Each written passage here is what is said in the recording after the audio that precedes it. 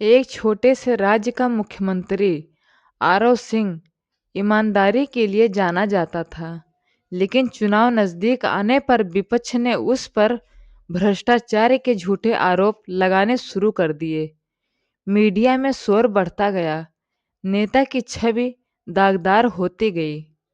एक रात आरव अपने पुराने दोस्त और सलाहकार कुमार जी से मिला।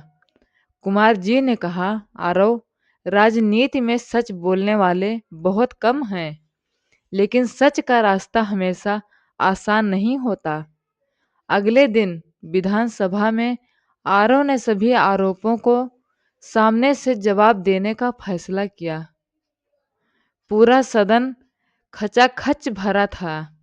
कैमरों की लाइटें उस पर पड़ी। विपक्ष ताने मार रहा था।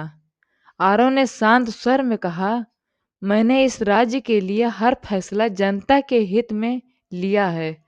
अगर मैं दोषी साबित हो जाऊं तो मैं आज ही कुर्सी छोड़ दूंगा, लेकिन अगर आरोप झूठे निकले तो झूठ फैलाने वालों को भी जनता के सामने जवाब देना होगा।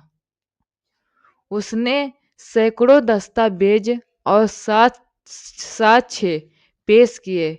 धीरे धीरे विपक्ष की आवाजें धीमी पड़ने लगी। जांच में आरोप बेदाग निकला। अगले दिन जनता सड़क पर उतर आई। सच की जीत हुई है। लेकिन आरव ने मुस्कुराते हुए कहा, जीत मेरी नहीं, लोकतंत्र की है। नेता कुर्सी से बड़ा नहीं होता। और इसी विनम्रता ने उसे लोगों के लिए दिलों में हमेशा के लिए बसा दिया। आरव सिंह की बेदाग छवि वापस तो आ गई थी, लेकिन राजनीति इतनी जल्दी किसी को चैन नहीं लेने देती। विपक्ष को जनता का समर्थन खोने का डर था, इसीलिए उन्होंने एक नया खेल खेला, जनता को बांटने का। अगले कुछ हफ्तों में शहरों में अफवाहें फैलने लगी। सरकार सिर्फ एक वर्ग का पक्ष ले रही है। नए कानून से दूसरे समुदाय का नुकसान होगा।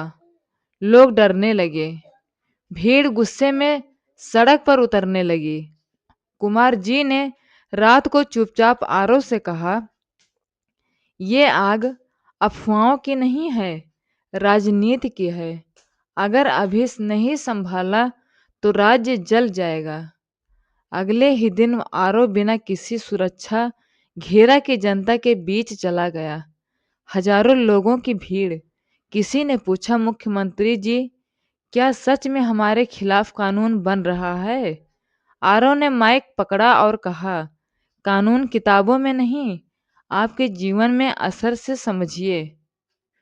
अगर एक भी नागरिक को नुकसान हुआ तो मैं पहला व्यक्ति होऊंगा जो इस कानून को रद्द करेगा। लेकिन अगर केवल अफवाहों से हम टूट गए तो किसी को हमें तोड़ने में ज़्यादा मेहनत नहीं लगेगी। भीड़ खामोश हो गई। कुछ देर बाद तालियां बजने लगी। लोग एक दूसरे को देखकर बोले, शायद हम गलत दिशा में जा रहे थे।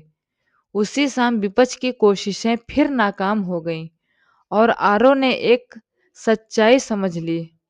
राजनीति में सबसे खतरनाक हथियार झूठ नहीं, डर होता है। भीड़ शांत हो गई थी, लेकिन राजनीति का तूफान अभी थमा नहीं था।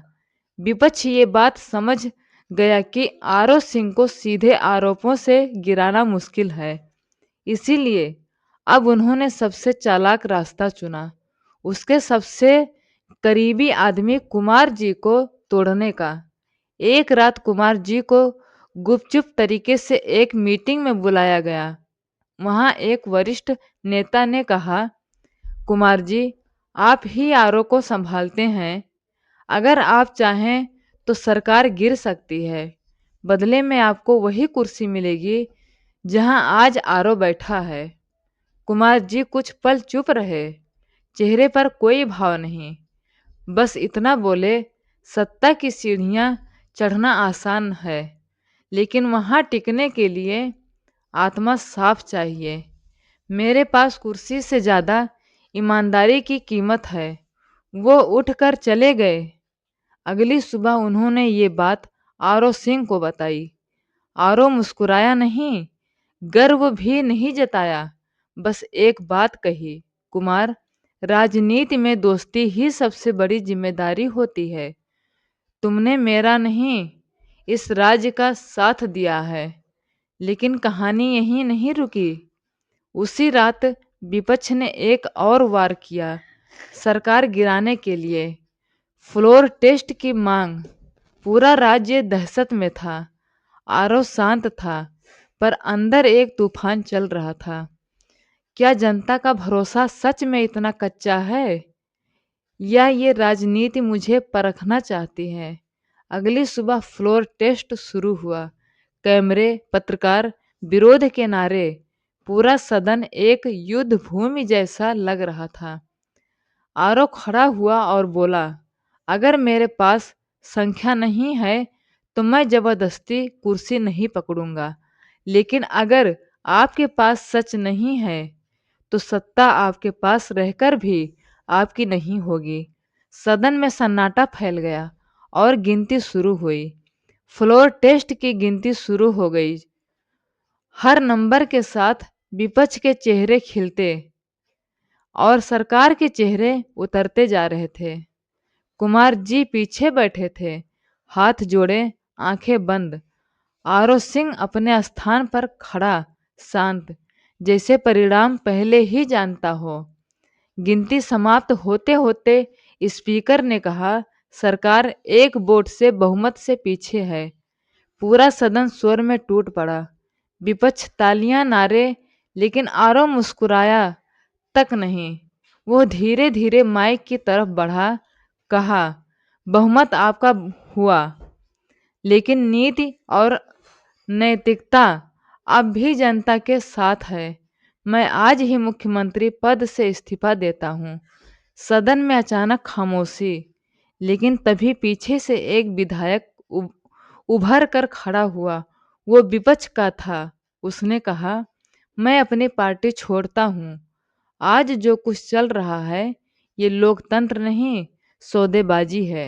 मेरी अंतरात्मा आरव जी के साथ है। मैं अपना वोट बदलता हूँ। सदन में दहशत फैल गई। पूरा विपक्ष हक्का बक्का। स्पीकर ने तुरंत वोट वापस गिना और घोषित किया, सरकार एक वोट से बहुमत में है। अब सदन में तालियां आरव के लिए थी। कुमार जी की आंखों में आंसू थे।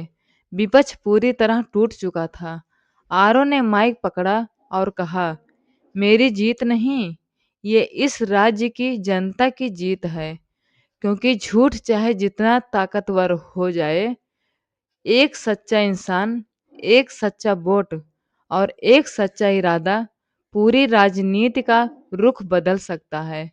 सदन गूंज उठा और उस दिन से लोग आरव को सिर्फ मुख्यमंत्री नहीं, जनता का नेता कहने लगे।